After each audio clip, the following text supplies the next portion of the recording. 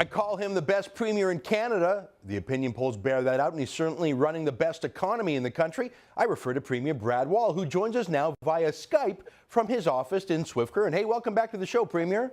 Ezra, thanks for the introduction. I'm not sure it's deserving, but thank you. Good to be on the source. Well, I mean, you've got the lowest unemployment rate, you've got a booming economy, and you were just reelected with a massive majority. That's just a fact. It's my opinion that you're great, but look, let's stop the love letters right now, Premier. I want to talk about some news. I'm joking. Listen, a lot of news out of China about pandas, but I'm not such a touchy-feely guy. You know, I want to talk about nukes. There was some big news out of China that involved uranium. Why don't you tell our viewers what the news was and what it means for your province? Very, very big news, Ezra. As you know, thanks to the resources we have here in the province, which no government can take credit for, Canada is one of the leading exporters of uranium because of Saskatchewan's uranium mines and the companies here. We mine between 20 and 26% of the world's uranium, but we have not had access to the civilian electrical nuclear market in China, nor India, actually. What we've seen from this federal government, from Prime Minister Harper, is real progress. With India, the nuclear cooperation agreement there where officials are still talking and working out the details will one day see uranium, yellowcake move from this country to that market, that growing market for nuclear power. And then this week, the news from China was very positive. I had a chance to talk to the Prime Minister before he left. I knew that he would be raising this very directly with the Chinese leadership. And they, of course, have come to an agreement for the civilian use of Canadian uranium. It could mean up to $3 billion in sales or more. According to Cameco, that's the world's largest uranium company headquartered in Saskatchewan. It means jobs in the province.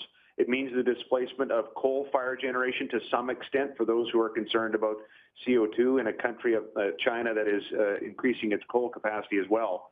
So it's a great news story, and it's another example of how Canada has a lot of answers to a world that increasingly wants, that has more and more questions around energy security. Well, that's amazing. And of course, you know, China's use of energy is not a bad thing. That some of the pollution may be a question, but the energy is what's lifting that country out of poverty. It's amazing that Canada's helping. Now, you made a Twitter tweet yesterday, and 5 years ago, that sentence would sound very strange. You made a Twitter tweet, Premier, but yesterday you said something I did not know. It sounds like something you might get in trouble for. That's right. It used to be illegal to Twitter tweet in Saskatchewan under the old NDP government. Anyways, you said that 42% of the people working in Cameco's mining side are Aboriginal people. That's an enormous number. Tell me a little bit about that. That's great news that I hadn't heard before. Ezra, I stand to be corrected, but I believe that the uranium industry is the largest single employer of Aboriginals in Canada, in our province, First Nation and Métis people who work in those uranium mines. Cameco itself is an interesting story. Cameco, now the world's largest uranium company, is the product of a privatization. A federal crown El Dorado was merged in the 80s with a provincial crown SMDC. There was an IPO. Cameco was born, and since then it's really never looked back. Cameco, in its mines in the north, 42% of its workforce are Aboriginal. So this is a very, very important announcement. We're working in the province to close a gap that exists in terms of Aboriginal employment versus non-Aboriginal employment. I say we, the royal we, because government doesn't have those answers. Industry does, and Cameco is doing more than just talk about it. They are employing Aboriginal people in our province, and 4,700 direct jobs, contract and direct employees in the industry. It is a big industry in our province, in our country, and this is an important resource, a strategic resource for Canada, and now we have another market because of the work of the Prime Minister. Now, let me just check. You said 3,700. Is that total employees or is that Aboriginal employees? No, it's 4,700 direct employees and then sort of direct contractors. So 42% roughly of that number. The direct employees are about 2,400 in the uranium industry. Now, some of those would be with Areva. There are other players. The largest player is Cameco, but you can see, though, that 42% of around 2,000 plus in terms of the direct employment, that is a big number from one company. That's enormous. And you know, that is similar. I've been saying that the oil sands are the largest employer of Aboriginal people. The number's about 1,700 direct jobs, but it sounds like Cameco and other nuclear companies are actually almost the same. I find it amazing and very heartening that these natural resource industries that have been criticized by political opportunists are actually the ones doing the most amazing and progressive hiring. These aren't make work, fake work, affirmative action jobs. These are real jobs. There's just such a labor shortage. These are real jobs, right, Premier? They are very much real jobs, and they are high-paying jobs. I think this week, it might have been yesterday, the CEO, the head of the Saskatchewan Indian Institute of Technology, came out in support of the Prime Minister's work and of this agreement.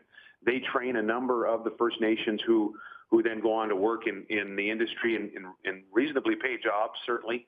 And yeah, you're right. Between oil sands and uranium, the northern parts of Saskatchewan and Alberta, there is many good things happening with respect to Aboriginal economic development and employment. Something that ought not to be lost.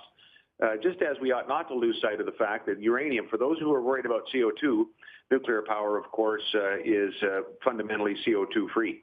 You know, there's so much good news here, and I think of Greenpeace, and I even hate to bring their name up because we're having such a fun conversation, but there's a group that was against Aboriginal employment in the fur trade, against the seal hunt for Aboriginal employment, against the oil sands for Aboriginal employment, against the uranium industry for Aboriginal employment. You know, once, twice, but 4 times, I got to start to wonder if there's something that Greenpeace doesn't like about giving Aboriginal people real jobs. Premier, it makes me mad, but it makes me glad that it's actually happening despite that foreign NGO's attempts to stop it.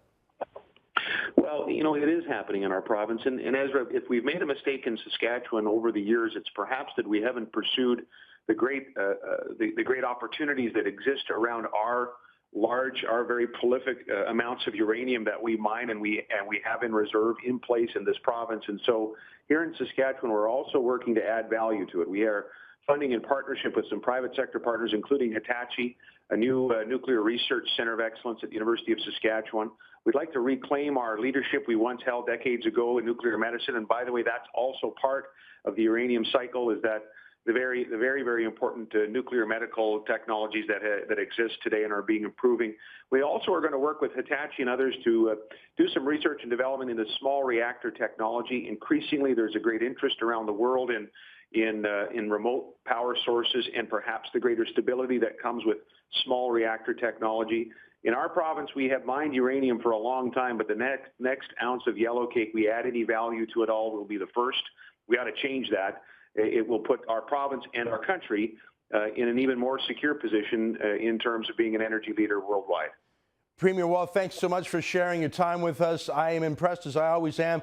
I think you are helping to transform that great province into an even greater place. You're leading the country, and I appreciate you spending your time with us today. Ezra, thanks for the time to be on the show.